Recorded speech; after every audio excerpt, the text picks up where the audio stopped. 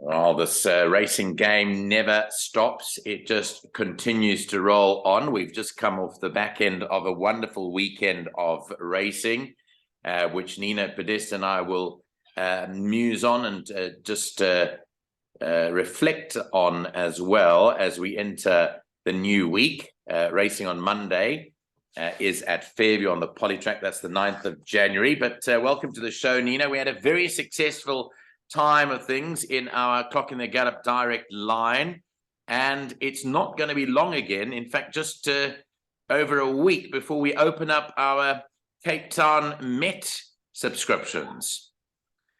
Yeah, good evening, Nico. Yeah, it's a very exciting racing this weekend, and looking forward to the Met weekend. What did you think of the big races yesterday afternoon at Kenilworth? I wanted to start off with the fillies feature, the Paddock Stakes, and a very good win by the 3-year-old owned by Hollywood, Make It Snappy. Yeah, Nico, this is a good horse. You know, Captain Ransom, she's a superstar, but as we all know, 1800 is just about a limit, and if she was going to get beat, she was going to get beat by someone that's going to be receiving weight from her. And I can tell you that this Doobie Snappy is a highly rated filly, highly rated by the connections. And yeah, I was sad to see Captain Ransom getting beat, but I wasn't surprised. Yeah, and as you know, as we spoke I did mention to you that Doobie Snappy was highly regarded, and she could lower the colours of Captain Ransom. Then the whole of South Africa is really was gutted with the Lamarance King's Plate result. I mean, you don't want to take anything away from a horse like Al Mutana. I did mention it on my show with Lyle Cooper on Saturday morning.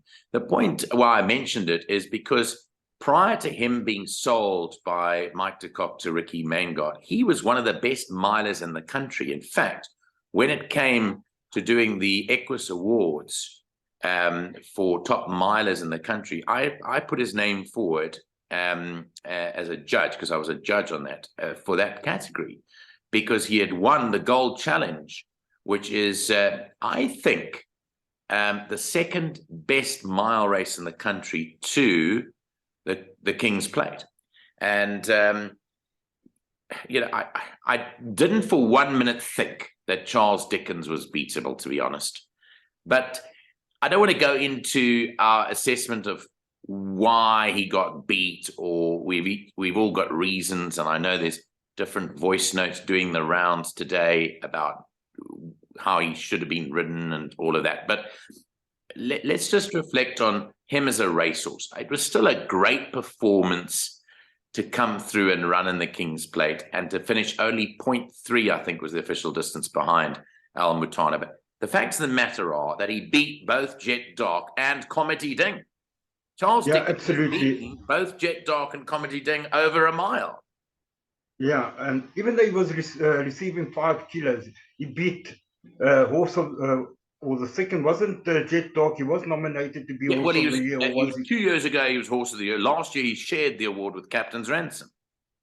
Correct. And to beat what was or is the best miler in the country, even receiving 5, was an absolutely terrific performance. And like you say, you know, that's what it is. We don't like to see champions getting beaten, but that's what happened, and we go forward and we look forward to the Met.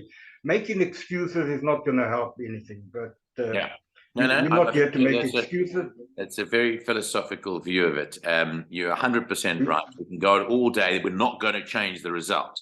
We can argue how and what and where and why and what should have been done, as we have been doing for 48 hours almost. No, it's only been 24. It feels like 48. But like you're right, we now need to focus on the Cape Town Met, and I'm not going to pin you down yet. I'm going to let you relax until Friday. But on Friday, I'm going to say, give me a short list, Nino, on what can win the Cape Town Met at the end of the month. Anyway, we've got to do that. Just one more thing, going back to Charles Dickens, we all we don't like to see champions getting beaten. It was sad. I personally could never see him getting beaten. And I'm still today stunned. I still cannot believe that he actually lost the race. Yeah. But that's the way it is, Nico. And that is what racing is all about. There are no certainties in racing, and that's why we always come back for more.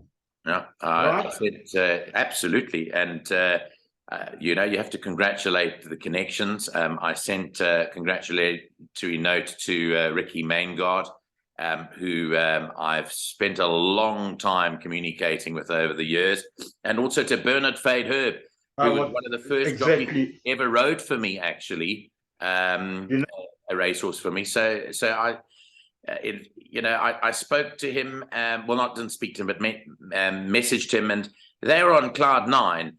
The only negative about it, and we have to bring this up because it's doing the rounds anyway, is that he got fined 40,000 rand for the whip on Elm. I believe he 16 times he slapped the horse over a couple of 100 meters, but take nothing away from Bernard. He's a big race jockey. I think he's won this race 6 times, a couple of times on Pocket Power. When it comes to big races, and what a brilliant ride. He outthought the jockeys. Most of them were going to the inside. He saw what was happening, and he went to the outside. Yeah. Brilliant. You got to give him all credit. Yeah, there were shades of other riders that used to do that in the past. Guys like Garth Puller used to do that in the past, where they'd come, you'll remember this, where they'll come right to the outside when no jockey knew. They played the cards like this.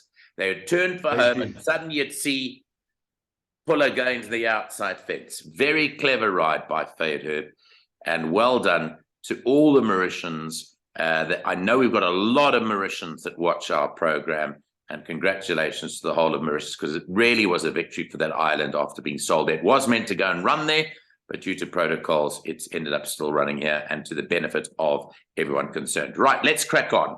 We've got 8 races carded, and I know that you and the Ghost Rider have come up with a bit of a combined effort. You wanted to keep this thing going of sharing the spoils, if you want to call it that. So we'll come up with that a bit later, because you guys have worked out a place accumulator as well for our punters, not only a bipod. But let's go to the first race. And in race 1, I can tell the public out there that number 1, Lily of Orange, is scratched. We're doing this on a Sunday night, and Lily of Orange is out of the first race of scratching. Number 7, Anna in Seattle, will not wear blinkers, but has got cheek pieces on. You're in the camp of Minstrel Gallery here. Yeah, Nico, I think it's a 2-horse race. I think Minstrel Gallery, number 4, and number 11, Executor, will fight this out. And I believe that the number 5, Ray Flamby, and number 2, St. Patrick's Bay, could be the best of the rest to chase him home. But Minstrel Gallery, very good run, first time in PE, and the second to Sing in Winter is what made me narrowly select him for the win. Sing in Winter won again in Durban, so that's quite strong. And obviously, Executor, I really believe those two will fight it out. Okay, so 4 and 11, the top choices there. You've tipped the Sharon Kotzen runner, Ray Flambe, for 3rd. And then number 2, St. Patrick's Day, the long-time battling maiden. She's having a 29th run in the maidens, and you tipped her for 4th. I just wanted to mention one horse here. I don't know what price she is. I'm only mentioning her because I saw her go to the post for her debut run in PE last week, I think it was. And she looked tremendous, but she did not turn in any kind of performance. And it's a horse called Mrs. Shelby, number 9. She looked terrific. And our friends Neil Pretorius and Nadine Low-Key mentioned it too, and I picked it up. But she didn't go, she went down well, she didn't come back well, and then it said coughing. So I think that one, if you're looking for an upset, Nino, I reckon that's set for a bit of improvement. Yeah, definitely, Nico. The field is so weak. Well, not besides the 4 and the 11. I wouldn't be surprised if anything can fill in the end at the end of the trifectas and quartets. I see she ran over 13. She's a twice over. She could definitely improve second run in PE. But yeah, but just the form is sure not No, very the good. form's not good. I'm just going on what she looked like. The form's terrible. And the breeding. Yeah. And she's quite well bred. Yeah. She is quite well bred. Definitely. She is quite well bred. Let's move to race 2, which is the start of the PA. Race 1 is the start of the Bipot, and we'll give you both the Bipot and PA later. Race 2 is a maiden over a mile, runs at 20-2. In the second race, number 2, So Dacha, has a tongue tie on. I don't think it's ever worn a tongue tie, so that's interesting. Number 2 has a tongue tie. Now, Foot Soldier's been ultra disappointing, been favoured a couple of times and failed to deliver, but the blinkers are being put on for the first time. Yeah, Nico. And last time out, he came from a wideish draw and made up quite a bit of ground behind Quasimodo. Quasimodo was a Cape horse trained by Justin Snaith. I think that was a fair run. I don't make it a good thing. I think between 4, 5, and 6, we will have the winner. Federal Reserve and Vuvuzela Umlilo, I think, are big dangers. And then just keep an eye on that Peter Renshaw's Rogue Marley. I think we can see a bit of improvement over the extra 300 meters. Yeah, I don't know how many runners. I'm looking now how many runners Peter's got. He's just got that one there, so it's obviously stayed behind after its run there last time. It was a fair effort last time out, Rogue Mail. And 4, 5, and 6 are Nino's numbers in the second. No. As Peter Inch moved to P, I see. No. I think he's just staying there for the holiday and maybe coming back soon. But that horse ran second again on Friday, by the way. Good run. Yeah, Guy Alexander. Yeah, and second again, which is quite nice. Well, we tipped it second. I think it was about time that American Landy showed. Well, you were right. Yes, it was back to the turf. You were 100% right, and I told MX on our show what your message, and I relayed your message to him, and he caught the quartet as a result of that because he rovered Guy Alexander and the fourth horse Tazzetti, and then he. Okay, good for him. Yeah. Okay, let's move on to the third race, which is due off at 2:15. Start of the pick 6, a novice plate over 1,000 meters. There are no changes in the third, so it's all clear as carded. Here's your best bet of the day. Modern Magician from the Smith Yard is ridden by Simanga Kumalo. Should really not have got beaten last time out, but did get beaten. Yeah, he did. I don't know if you saw the race. He came from some way back, and he was very, very unlucky to get beaten. From a wide draw, I think he was too far back early, but gee, did he not make up the ground. He was absolutely a thundering home at the finish. And tomorrow from a one draw, I don't know what tactics Kamala, he might even decide to go to the front, come out and see if they can catch him. But geez, he's got to win this race tomorrow. I believe that he's probably unbeatable here. I really can't see anything that can beat him. The dangers, stay the course and coastal path. And then besides that, for Cotet, maybe only a seismic event, but a maiden winner, maybe that could run into fourth. And that maybe drop of time for fourth as well. But gee, I cannot see a modern magician getting beat tomorrow, Nico. Yeah, you mentioned that. I mean, here's a horse that in his last run in Joburg, ran at the Vaal in September, gave Anfield's Rocket a kilogram and got beat a length. Exactly. I mean, and it's running in Quebec. So there we go. I agree with you. On that form, but in saying that, I mean, he ran second to Anfield Rocket, giving him a kilo, as you say. But then he got beat by Russian Empire that started 66-1. So he should really have won that race as well on that kind of form. Yeah, it's it's a good buy because it was bought over at that Terry dispersal, and well done to Gavin Smith for snapping it up. We'll come back to your best bet a bit later on in the show, but you really do fancy that in the third race of the day. Right, let's go to race 4. It is a Fillies and Mares 63 handicap, and it's to be run over 1,000 meters. Remember, all races on the Poly are run around the turn. Number 8, She's a kind of magic, will have a compression mask on. That's the change in this field. Big field here. And your top selection is a Creef runner, Quick Count, which you're going for. And Kendall Minnie keeps the ride. He seems to like riding this filly. Yeah, I think he's got a nice association with this horse. And she's very fast, Nico. And from a one draw, I think that's the way he's going to ride. He's going to pop her out to the head of affairs, and the rest are going to be chasing her. I don't make it a good thing. I think it's quite a happy little race. I do believe that Miss Rose and Bouquet are the main dangers. And then best of the rest could be horses like Baby It's Cold Outside or Baby Don't Hurt Me, and maybe Southwester if he improves for the quartets and trifectas. I like 3, 9, and 10. Okay, 3 Quick Count for ahead of 9 and 10. She's rather Miss Rose who took the second, and then Bouquet back in third with Baby It's Cold Outside fourth. Race 5 at 3 is a merit rated 82 handicap over the 1200-meter trip. There are no changes in the 5th race as I check it out now. And a small field here, a bit further to go. And you're tipping this horse Path of Choice as the top choice in the race. Tries a tongue tie for the first time, the ex-Cape runner. Yeah, who was he trained by? Vaughan Marshall. He was trained by Vaughan Marshall. Well, we're going to give him the benefit of the doubt. He's taken on some strong horses in the Cape at my command, and Sylvanus Dasher running the rifles. Just touching on number 2 quickly, Sandbank, unbeaten on the Poly.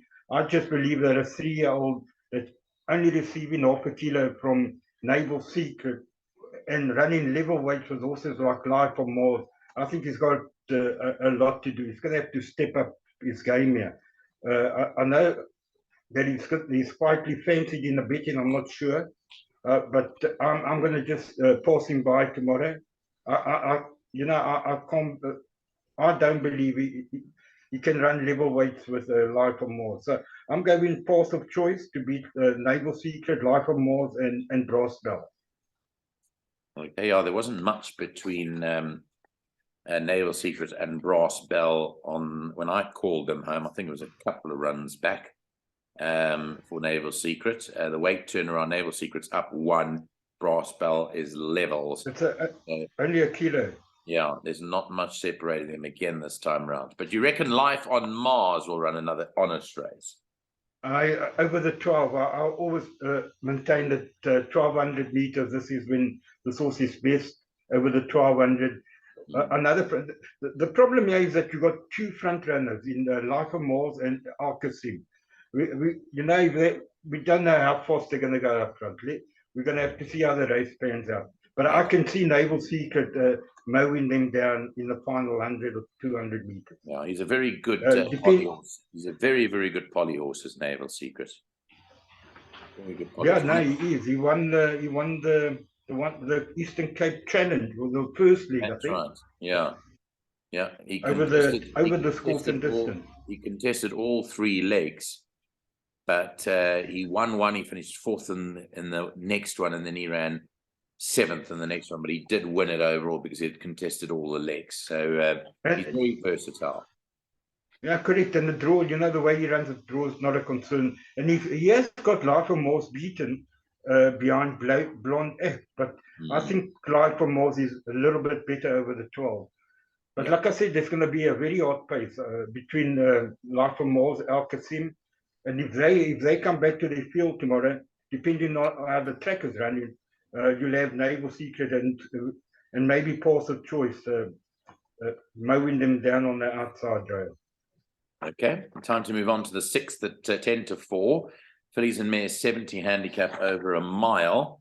And in race number 6, no changes to report on a Sunday evening. Here you're going for number 5, Saint Anastasia. Now, we've backed this on the channel before, Neil and I, way back in February when she won a work riders race when she was 12-1. We couldn't believe we got the absolute lot that day. And she's now found her way down that part of the world, and she's run well since being there. You think for Jean Nel and Chase Morjean, she'll win? Well, I think she's got a chance to turn the form around with Demigod. If we have a look there, Demigod goes, I think she's only half a kilo better off with Demigod, but and they were both badly drawn, so there's not last time out. So there's nothing between the two. I think, the two of them, nothing between them. They should be right on top of each other. I ever think that Silver Slippers will be there or thereabouts. She loves the Polly, and then Opera Swing and Mrs. Outline after that. Okay, so it's 5, 1, 6, and 9 for Nino in the 6th race. By the way, you saw my horse Sarajevo won on Friday, eh? Yeah, I did. You know what? That's one of those. Yeah, it's one of those. I know that the Ghost Rider keeps on about it. You know, when you clutch or click onto a horse, and you start backing it, you must finish it until it wins, at least a couple. You know, I remember when it won its maiden, we tipped it. Yes. We were waiting for it, and then gee, hasn't the horse been unlucky with draws? Yeah, absolutely. And eventually cracked a good draw. I think Chase Morjean rode it, right? Yeah. But I want to shout out there to trainer Jean van Heerden, because he went, when racing was struggling in Joburg, he left Randkiesfontein. He used to train out here, and then he went down to Cape Town, and things didn't work out in Cape Town. He ended up buying a place. It's not in PE, not in Gqeberha, but it is quite far out that he trains his horses on a plot there, and then he brings them that's the closest racecourse to him. But he is a real sharp oak, is the trainer. He's a very intelligent man, and maybe if we can get him on the show and introduce him to the public out there, they'll find out a lot more they didn't know about Jurgen van Heerden. Rather, Jurgen is his name, Jurgen van Heerden. So, all the best to him. Well done to Sarajevo. Yeah, all the best. Absolutely, all the best to the guy. I know he's got a very small string, and he needs all the winners that he can get. Yeah. Okay, let's move on to the 7th, the feature. It's the Allo Handicap. It's over 1,300 meters. It's on at 25 past 4. There's a couple of equipment changes here. Blinkers go on number 2, Double Destiny, and no cheek pieces for Easy Living. Number 4, take the blinkers off that, or take the cheek pieces rather off that. So your top choice is Carbonado, and you've gone so far as to tip her as the upset of the day, or the value bet, if I could call it that, rather. The value bet of the day. Carbonado won a very good race last time out. Yeah, absolutely bolted home from a bad draw. This well-bred horse, I think, is coming up into his own at the moment, and the way he won last time was nothing short of impressive. I think he's going to be a very hard horse to pick back again tomorrow. Chronicles of Narnia, also a good horse, but I'm thinking maybe the 1,300 might be a bit short. Yeah, could be. But so the dangers to Carbonado could be Double Destiny now with the blinkers on with Richard Fourie, and maybe Rainbow Thief. And you got to respect Chronicles of Narnia. She's not too far off the pace turning for home. She could make a presence well, but I do believe that Carbonado is the horse to beat here. Okay, and the price, I can't believe that he's 4.5 to 1. Yeah, well, I see here that that the computer form was selecting Sherry for Me coming back from its last run where the saddle slipped back. So obviously the last run completely ignore, but has got some good earlier form. Your thoughts on Sherry for Me, number 1? I give it a chance, but she's got to give 4 kilos to Carbonado, who's now coming on into his own. So I think she's going to struggle. Personally, I think, but if she comes back to her best, and you say the saddle slipped last time. Yeah, saddle slipped back last time out, so had no assistance, but drifted off the boards as well. 11 to 2 to 10 to 1. So there we go. That's race 7. So Nino likes Carbonado then as the roughie there. Yes, I do. And Sherry for Me, she's definitely got a shout for the placings. I don't know whether she can beat Carbonado given the 4 kilos, but like we saw over the weekend, anything's possible in racing. Yeah. Okay, let's move on to race 8 at 5 to 5. Merit rated 68 handicap, 1,300 meters. No changes in the last race of the day. That is clear as carded. And your top choice here is Dalil. Isn't Duncan McKenzie doing really well with his string? He doesn't have a lot of horses. I would venture to say he hasn't got more than 20 horses or less than 20, and he's on the board every meeting. Wonderful guy. And horses doing well. You're going for Dalil, which ran on really nicely last time out. Yeah, he did, and even the run before that, beyond Inslabini, that's a very good horse, Inslabini in PE. So he's definitely one for the shortlist. Others to consider is Duke of Orange and Tuck now with Sumanga Kumola. No, ran a bad race last time, but he was making up a bit of ground. I don't know what happened. He came out slow and was always at the back of the field, but did make up a bit of ground. And keep an eye on Pantanilla. I've been watching this horse since it came from Canamea to PE. I think she's due for a good run. And also, this horse Charged Down. I don't know if you watched it last run over the Did watch it. Yeah, I did watch it, actually. I did watch it. It absolutely took off. Yeah. He absolutely took off to run right on top of him at a big price. But he's badly drawn. So, but I think maybe over the extra 300 meters, if he produces that kind of finish, he could be right on top of him as well. Yeah, no, that is a tough race. I'm just looking at it now. I haven't had a chance to study the form, but then in Focus, number 2 is another one that I'd throw in, and Admiral's Chance. This isn't an easy race, one bite at a time. No, and then you got Flinders range also, but he's again badly drawn. No, this is a tough race, Nico. And like you run in a pick 6 here, you want to have as many as you can. Yeah. Probably the field. Yeah, you'd like to have the field here. You'd like to have the field. Certainly, if you've got the budget to take 4,000 and 5,000 rand pick 6s, then you'd want to be putting in field in most of the races. Anyway, let's move on to your buy pot now, Nino. I'm looking now to see whether I've got it, but I'm just struggling to find it. But you've done a buy pot and a PA. So whilst I locate where on earth it is, can you give me your numbers? Have you got your numbers? Yes, I do. I've got them. First leg, 4 and 11, Minstrel, Gallery, and Executor. Second leg, 4, Foot Soldier. Number 5, Federal Reserve, and number 6, Vuvuzela Umlilo. A banker, number 1, Modern Magician. Next leg, number 3, number 3, Quick Count, number 9, Miss Rose, and number 10, Bouquet. Next leg, number 1, Naval Secret, number 3, Life on Mars, and number 7, Path of Choice. And the last leg, we went 5 horses. Number 1, Demigod, number 5, Saint Anastasia, number 6, Silver Slippers, number 9, Mrs. Hotline, and we added in number 10, Opera Swing, for a cost of 270 rand. Yeah, Nina's just read it out. There it is for you. 4 and 11 by 4, 5, and 6. Then the banker of Modern Magician by 3, 9, and 10 by 1, 3, and 7. The last leg, 5 numbers, all of 1, 5, 6, 9, and 10 will cost you 270 rand or 27 rand for 10%. Nino's best bet of the day is Modern Magician in race 3, number 1. You can get 12 to 10 on a Sunday night. If you can, snap it up.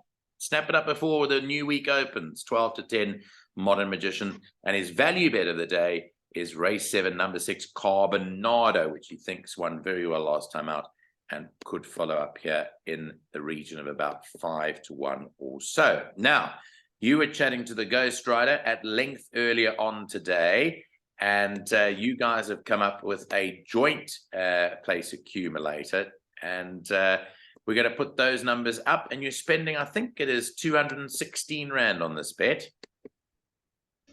Yeah, I think it is 216 rand. We did one together, and hopefully it arrives for the people. Yeah, so this is a bonus PA, and let's see. We're going to put it up on your screens now, and you can run through it. So here is the PA. So it's pretty much the same numbers in the buy pot, except for that last leg where you've trimmed it down as well, haven't you? to 1 and 5. Yeah, we have we've Last only thing gone about 1 and 5 in the PA. Yeah. We believe that one of them will see us through. And then we bank at Carbon Order in the second last leg. And the Does last the Ghost leg Rider we also went, like it? The Ghost Rider likes Carbonado to win? he does. Yeah. Yeah, no. Nico, he said to me when we came to that race, and he asked me, I've got a good thing in this race. So I said, I know what it is. It's number 6 Carbon Order. And he said, absolutely correct. Yeah.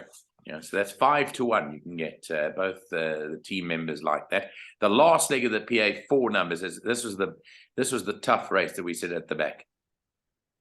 Yeah, we've gone number 1 Duke of Orange, number 3 DeLeo, number 5 Panzanella, and number 7 Tuck Tuck. Okay, one of them should see us through. That'll cost you 216 Rand or 21 Rand 60 for 10%, 43 Rand 20 for 20%. Right, that takes care of our show on Sunday evening. We've got a double header in Rebecca this week because we've got Monday, and then we're back there on Friday the 13th, where I'm going to be down in the coastal town on Friday. I'll be there for the day, so I'm looking forward to MX taking us to somewhere for breakfast. Now, I paid for the jockeys to have breakfast when I last went there at the beginning of December, and it's the jockeys' turn to take me out on Friday. So I'm going to make sure that they pay through their nostrils, seeing as all of them plead poverty, and they make £1 a minute. So they'll be treating me on Friday. So when we do the show Thursday evening, I'll be flying to Quebec on Friday. The next day. Nice. Always nice to, exciting. Always love it when you go down to call the races, Nico. And by the way, do you know if it's a poly or turf on Friday? No, I actually don't, but I can tell you now with a quick check of the internet on my iPad over here. I can tell you that Friday is the turf. Oh, good. So it's the first time I'll be calling the turf in a while down there. The fields haven't been finalised yet, but I'm sure they'll be coming out Monday or Tuesday. Nino, thanks for your time. Always a pleasure to talk to you. And thanks again for all the hard work. I know you studied all those cards since Thursday. We were pretty successful Thursday and Friday. A bit stiff, if I have to add, on Saturday and today's card. Well, the less said about the standard of the card today, the better, because it was really one of those awful cards. But I suppose the racing operator couldn't help but move the meeting. They had to get a meeting underway, and they tried as best they could, but the standard of the fields was really, really poor. Anyway, it was. Thanks so much. I'm just saying that the only good thing about today's card was that lucky punter that won the. Oh yes, yeah, he won the Hollywood $1.5 million punters challenge, which was good luck. Yeah. Which you know, if you're going to win it, you're going to win it on a day like today, because today was not that tough. And a lot less runners running on the day, but we are all credit to him. I actually read a piece about him. His name is Alan Barkhazen, very quickly. And I read a little bit about it because I was fascinated with his story. He said he used to be a runner at Scottsville Racecourse. Now, that's where I cut my teeth when I first came to South Africa, was at Scottsville in Pietermaritzburg. I was at university there. And he said he was a runner on the course at Scottsville. And just reading his life story, he plays 10 or 12 Rand a race. He never goes bigger. He doesn't have a lot of cash. He rents his property with his wife, and he is just absolutely. He couldn't believe it. Actually, apparently, the Sporting Post phoned him to tell him that he was running into the last thing and wanted to know what he thought, and he didn't know he was still running because he wasn't following. Okay. And then obviously they got to a TV to watch the last, and the rest is history. You know. Correct, and good luck to Alan. And when you say he was a runner for the bookmakers on the course. I think it didn't say so, but it sounds like he would have been a runner for the bookmakers. So I might inadvertently have met him along the way, because I used to go there all the time in the late. The graveyard there. Early. Well, lucky 90s, for him. In the early 90s, yeah. Yeah, lucky for him. Really it's a well wonderful done. story. It's a wonderful really story. Well done, Alan.